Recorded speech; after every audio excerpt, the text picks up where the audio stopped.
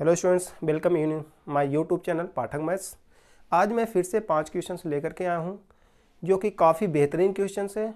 आप इन क्वेश्चंस को पढ़ें एक बार, और बिल्कुल मैं दावे के साथ कह सकता हूं कि ये क्वेश्चंस आपको सोचने पर ज़रूर मजबूर करेंगे।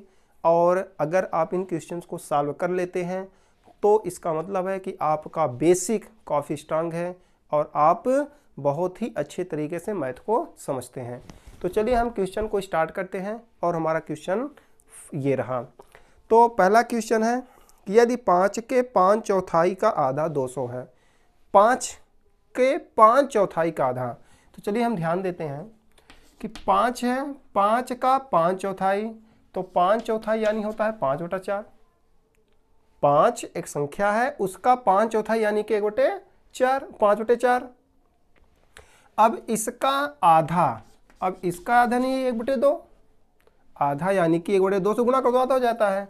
तो हमारे पास एक संख्या है जिसका 5/4 तब का आ रहा है, यानी कि इसका गुना। तो हमें फिर से ध्यान देना है कि 5 है, 5 का 5 चौथाई, 5 चौथाई मतलब 5/4, और उसका आधा कितना होता है, 200 होता है। तो चलिए अब इसको हम सॉल्व कर लेते हैं। ध्यान रखेंगे ये जो हमारा 5 है यह एक वेरिएबल के जैसे वैल्यू दे रहा है, यानी कि वेरिएबल के जैसे भी इसको यूज कर रहे हैं, क्योंकि 5 का 5 चौथाई का आधा कभी भी 200 नहीं हो सकता है।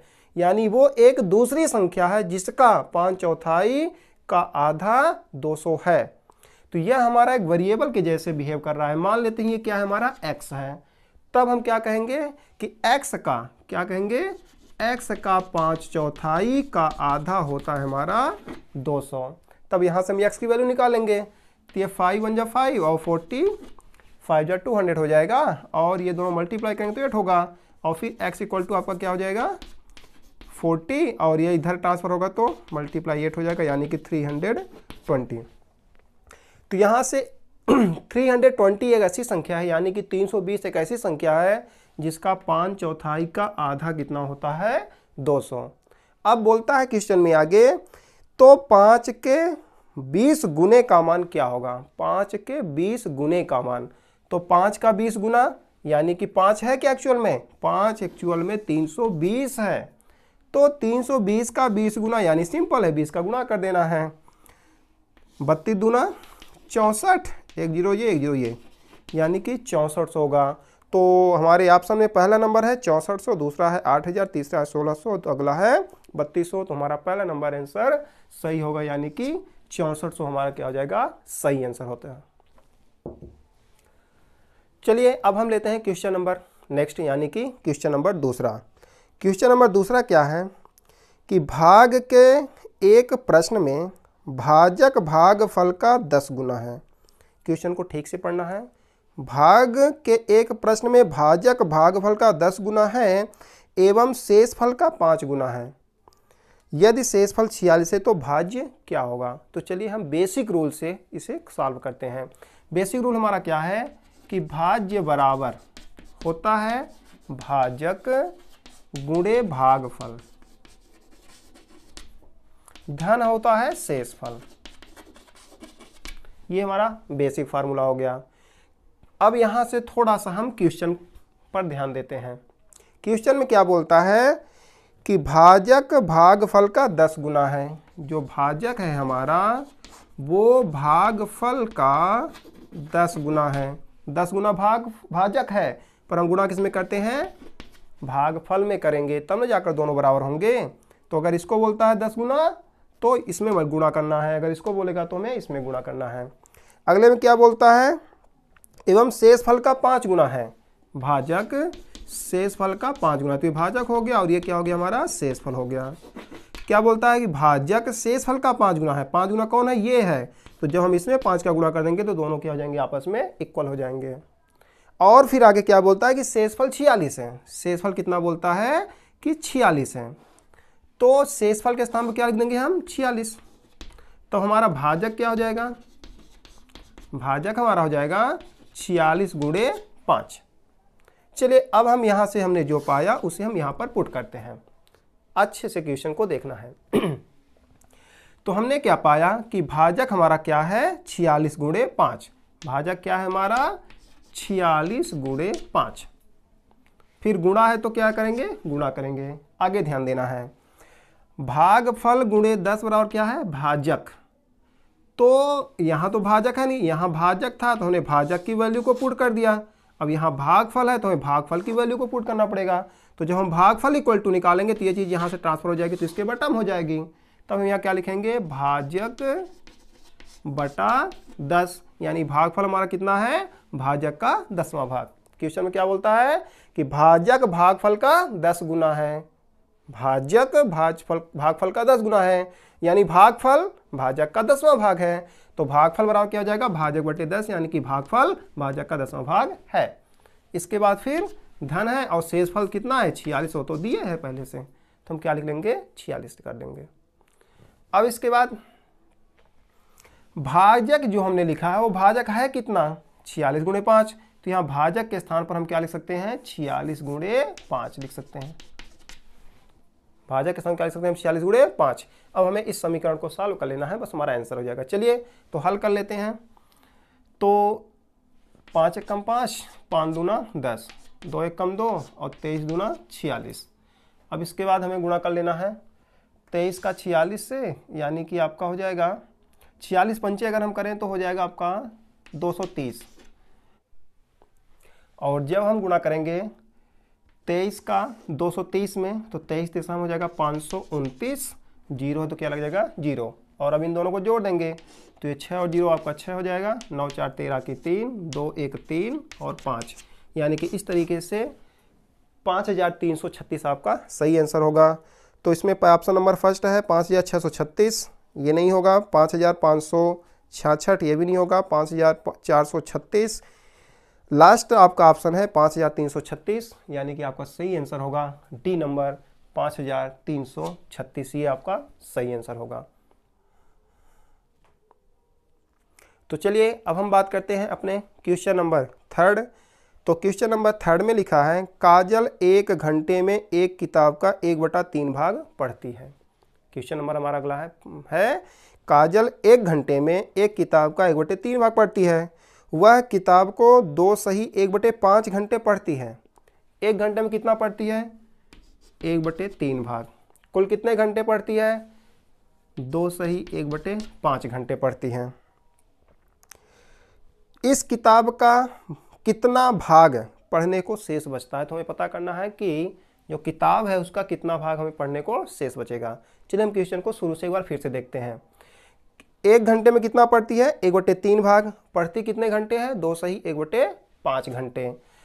तो अगर कोई चीज़, जैसे सिंपल सी बात है, अगर गाड़ी 1 घंटे में चलती है 10 किलोमीटर, तो 5 घंटे में 10 गुणे 5।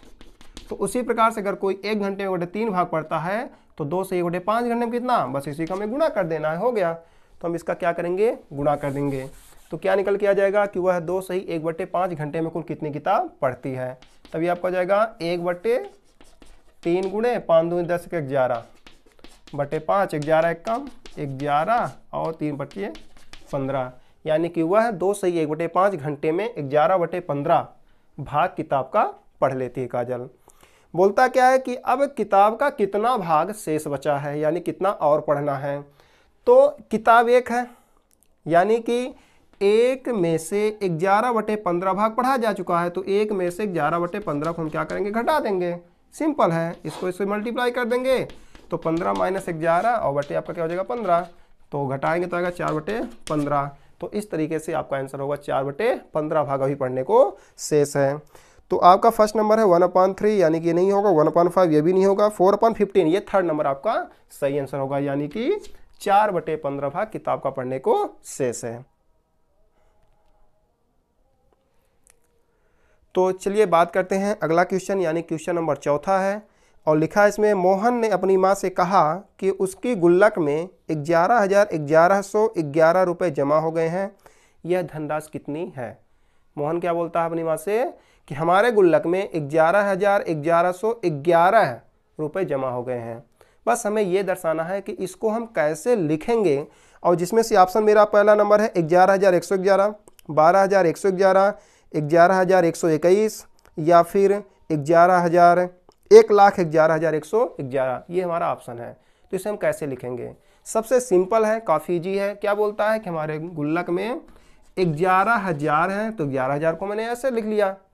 फिर बोलता है 1100 है, तो 11 हो गया, 2 जीरो लगाया तो 1100 हो गया। और आगे क्या बोलता है कि 11 रुपये भी हैं। बस हमने इनको ऐड कर लिया, तो एक आया, एक आया, एक आया, एक एक 2, और क्या हो गया आपका 1।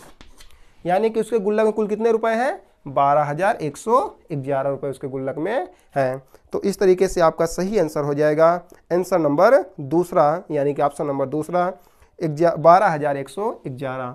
तो ये आपका सही आंसर हो जाएगा। उसके गुल्लक में करंट टाइम में 12,111 रुपये हैं। तो इस तरीके की संख्या अक्सर देखने को मिलती हैं कि 11,1111 लिख के दिखाओ। तो 11,1111 को एक्चुअल में हम लिख सकते हैं 12,111 लिख सकते हैं। और अब हम चलते हैं अपने लास्ट क्वेश्चन यानी क्वेश्चन नंबर 5 की ओर।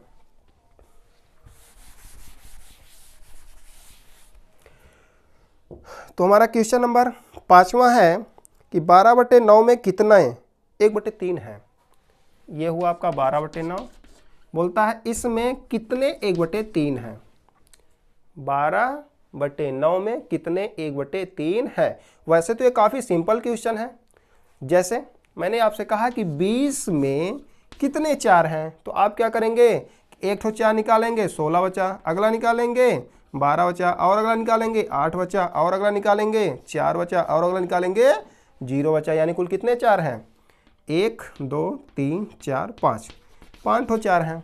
अच्छा, हम क्या कर रहे हैं? बार बार 4 को निकाल रहे हैं। 4 को लगातार निकालना यानी घटाना, और घटाने की ही लगातार जो प्रोसेस होती है उसको क्या बोला जाता है? भाग कहा जाता है। तो यानी कि इसका मतलब क्या हुआ कि हम यहाँ क्या कर रहे हैं? 20 को 4 से भाग कर रहे हैं। तो 20 को 4 से भाग कर कितना आता है? 5।